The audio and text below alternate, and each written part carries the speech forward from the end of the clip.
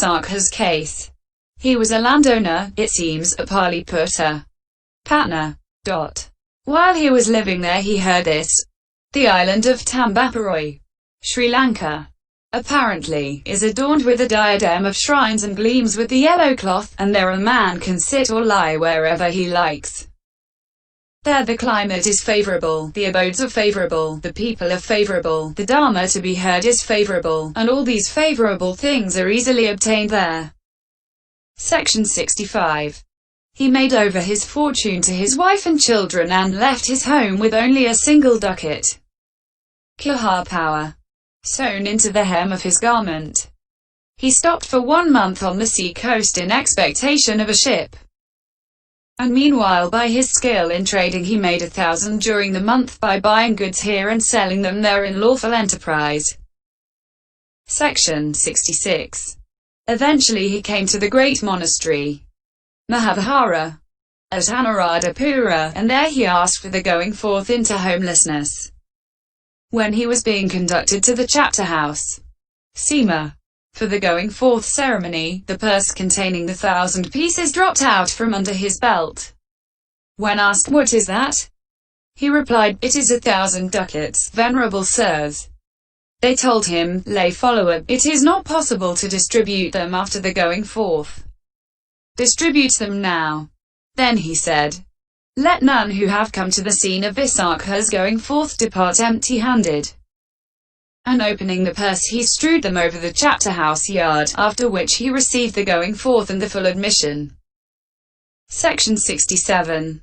When he had acquired 5 years' seniority and had become familiar with the 2 codes, Patimokkha, c. 3, closing parenthesis, he celebrated the kahapaoa at the end of the rains, took a meditation subject that suited him, and set out to wander, living for 4 months in each monastery and doing the duties on a basis of equality with the residents. While he was wandering in this way, the elder halted in a wood to scan the tenor of his way. He thundered forth this roundelay proclaiming that he found it good. So from your full admission day, till in this place you paused and stood, no stumbling Mars your bhikkhuhood. Be thankful for such grace, I say. 13. Section 68. On his way to Sitalapabhata he came to a road fork and stood wondering which turn to take. Then a deity living in a rock held out a hand pointing out the road to him. Section 69. He came to the Sitalapabhata monastery. After he had stayed there for 4 months he lay down thinking, "In the morning I depart." Then a deity living in a mala tree at the end of the walk sat down on a step of the stair and burst into tears. The elder asked, "Who is that?" "It is I, Malia, venerable sir." "What are you weeping for?" "Because you are going away." "What good does my living here to you?" "Venerable sir, as long as you live here non-human beings treat each other kindly. Now, when you are gone, they will start quarrels and loose talk. 9. The elder said, "If my living here makes you live at peace, that is good," and so he stayed there another 4 months. Then he again thought of leaving, but the deity wept as before. And so the elder lived on there, and it was there that he attained nibbana. This is how a bhikkhu who abides in loving kindness is dear to non-human beings. Section 70. Deities guard him. Deities guard him as a mother and father guard their child. Section 71. Fire, poison and weapons do not affect him. They do not enter into the body of one who abides in loving kindness, like the fire in the case of the laywoman devotee Uttara, c. 12, and Ghpa 3310. Like the poison in the case of the sutta reciter the eldest U. Ashiva, like the knife in the case of the novice Saukaka. CDHP 2249. They do not disturb the body, is what is meant. Section 72. And they tell the story of a cow here too. A cow was giving milk to her calf, it seems. A hunter, thinking I shall shoot her, flourished a long-handled spear in his hand and flung it. It struck her body and bounced off like a palm leaf, and that was owing neither to access nor to absorption, but simply to the strength of her consciousness of love for her calf. So mightily powerful is loving kindness. Section 73. His mind is easily concentrated. The mind of one who abides in loving kindness is quickly concentrated, there is no sluggishness about it. 14. Section 74. The expression of his face is serene. His face has a serene expression, like a palmyra fruit loosed from its stem. Section 75. He dies unconfused. There is no dying deluded for one who abides in loving kindness. He passes away undeluded as if falling asleep. Section 76. If he penetrates no higher. If he is unable to reach higher than the attainment of loving kindness and attain arahantship, then when he falls from this life, he reappears in the Brahma world as one who wakes up from sleep. This is the detailed explanation of the development of loving kindness. Compassion. Section 77. One who wants to develop compassion should begin his task by reviewing the danger in lack of compassion and the advantage in compassion. And when he begins it, he should not direct it at first towards the dear, etc. persons. For one who is dear simply retains the position of one who is dear. A very dear companion retains the position of a very dear companion. One who is neutral retains the position of one who is neutral. One who is antipathetic retains the position of one who is antipathetic, and one who is hostile retains the position of one who is hostile. One of the opposite sex and one who is dead are also not the field for it. Section 78. In the Vibhaga it is said, and how does a bhikkhu dwell pervading one direction with his heart imbued with compassion? Just as he would feel compassion on seeing an unlucky, unfortunate person, so he pervades all beings with compassion. Viv 273.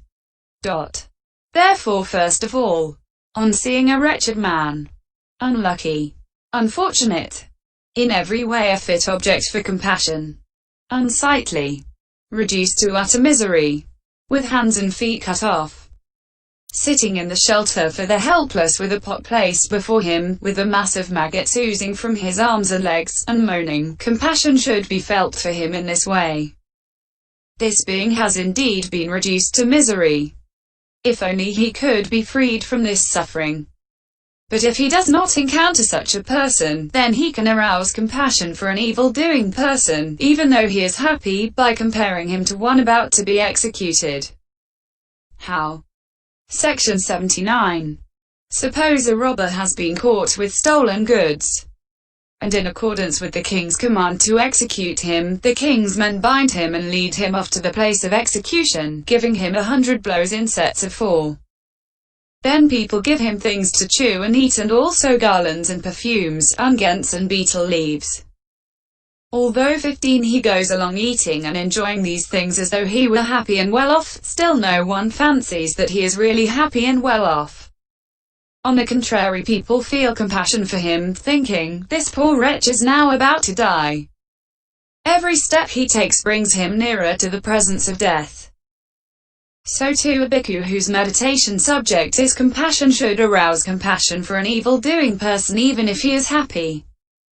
Though this poor wretch is now happy, cheerful, enjoying his wealth, still for want of even one good deed done now in any one of the 3 doors of body, speech and mind, he can come to experience untold suffering in the states of loss.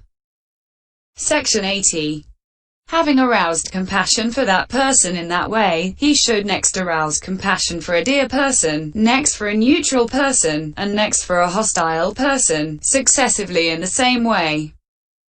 Section 81.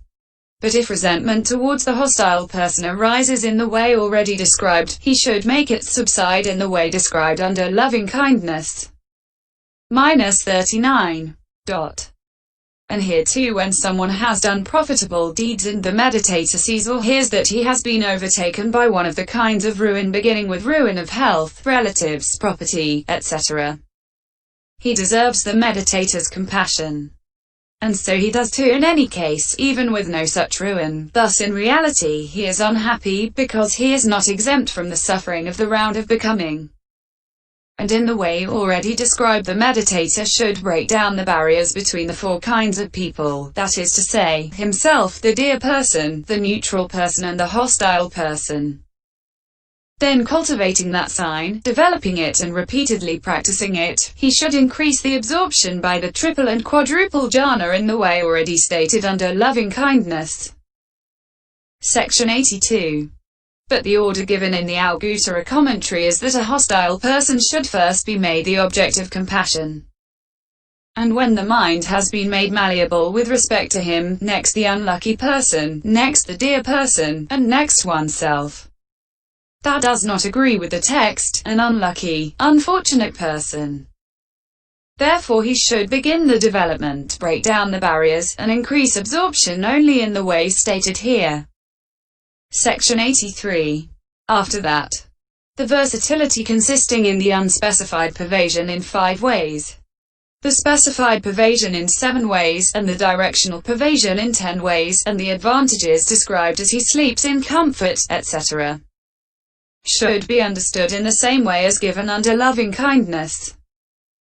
This is the detailed explanation of the development of compassion. 16.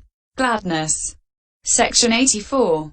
One who begins the development of gladness should not start with the dear person and the rest. For a dear person is not the proximate cause of gladness merely in virtue of dearness, how much less the neutral and the hostile person. One of the opposite sex and one who is dead are also not the field for it. Section 85. However, the very dear companion can be the proximate cause for it, one who in the commentaries is called a boon companion, for he is constantly glad. He laughs first and speaks afterwards. So he should be the first to be pervaded with gladness. Or on seeing or hearing about a dear person being happy, cheerful and glad, gladness can be aroused thus. This being is indeed glad. How good, how excellent! For this is what is referred to in the Vibhaga. And how does a bhikkhu dwell pervading one direction with his heart imbued with gladness? Just as he would be glad on seeing a dear and beloved person, so he pervades all beings with gladness. Viv 274. Section 86. But if his boon companion or the dear person was happy in the past but is now unlucky and unfortunate, then gladness can still be aroused by remembering his past happiness and apprehending the glad aspect in this way. In the past he had great wealth, a great following, and he was always glad. Or gladness can be aroused by apprehending the future glad aspect in him in this way. In the future he will again enjoy similar success and will go about in gold palanquins, on the backs of elephants or on horseback, and so on. Having thus aroused gladness with respect to a dear person, he can then direct it successively towards a neutral one, and after that towards a hostile one. Section 87. But if resentment towards the hostile one arises in him in the way already described, he should make it subside in the same way as described under loving kindness. 39. He should break down the barriers by means of mental impartiality towards the four, that is, towards these three and himself. And by cultivating that sign, developing and repeatedly practicing it, he should increase the absorption to triple and quadruple jhana in the way already stated under loving kindness. Next, the versatility consisting in unspecified pervasion in 5 ways, specified pervasion in 7 ways, and directional pervasion in 10 ways, and also the advantages described as he sleeps in comfort, etc., should be understood in the same way as stated under loving kindness. This is the detailed explanation of the development of gladness. 17. Equanimity. Section 88. One who wants to develop equanimity must have already obtained the triple or quadruple jhana in loving kindness, and so on. He should emerge from the 3rd jhana in the fourfold reckoning, after he has made it familiar. And he should see danger in the former 3 divine abidings because they are linked with attention given to beings' enjoyment in the way beginning may they be happy.